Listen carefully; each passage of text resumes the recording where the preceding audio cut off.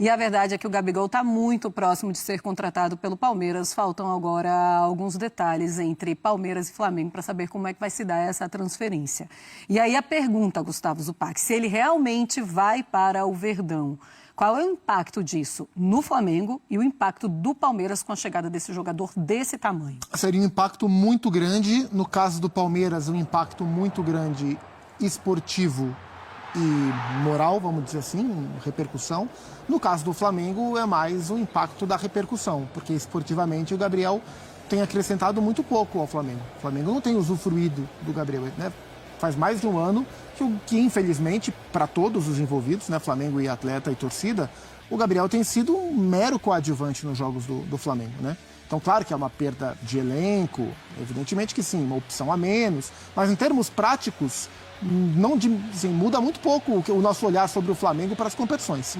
No caso do Palmeiras, é um reforço de impacto. Você tira um jogador desse tamanho de um rival direto. Ele conseguiu usar isso a favor dele. O Dudu, ele era uma peça super importante no time do Palmeiras, em conquistas, inclusive, até a lesão que teve. Não é o fato do episódio Cruzeiro, que tinha ali uma satisfação do Dudu, que mostraria o contrário. O Abel conseguiu contornar. Então, se o Palmeiras conseguir trazer o Gabigol, seja para agora, seja para o ano que vem, a partir de um pré-contrato, vai ser uma quebra de paradigma quanto a esse perfil. O Palmeiras não costuma contratar o jogador. O próprio Dudu, ele estava no Aldo Rail e voltou por empréstimo. Né? O Palmeiras não costuma contratar esse perfil de atleta, um cara mais polêmico, mais individualista, muitas vezes marrento demais, indisciplinado em alguns instantes. Não é esse o perfil que o Abel costuma trabalhar.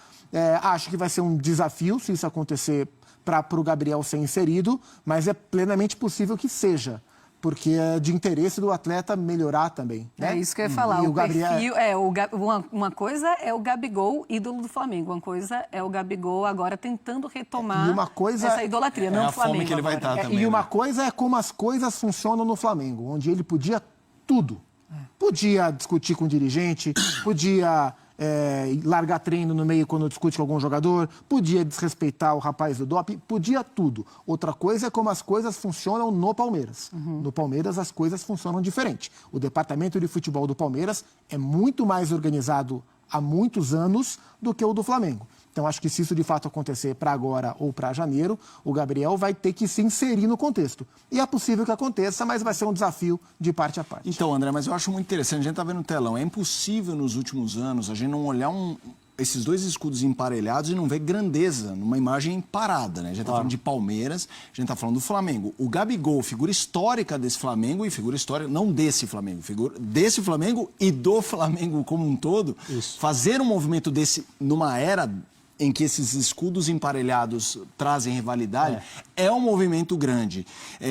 Quando a gente pega o quarteto clássico do Flamengo, é um quarteto que não tem aquele perfil de venda para a Europa, ou porque o Gabigol já foi e não voltou, ou mesmo a Arrascaeta não foi. Dava para imaginar que, se um dia o sol se pusesse para um deles no mercado brasileiro, Flamengo e Galo, de repente, como possíveis receptores, né, compradores.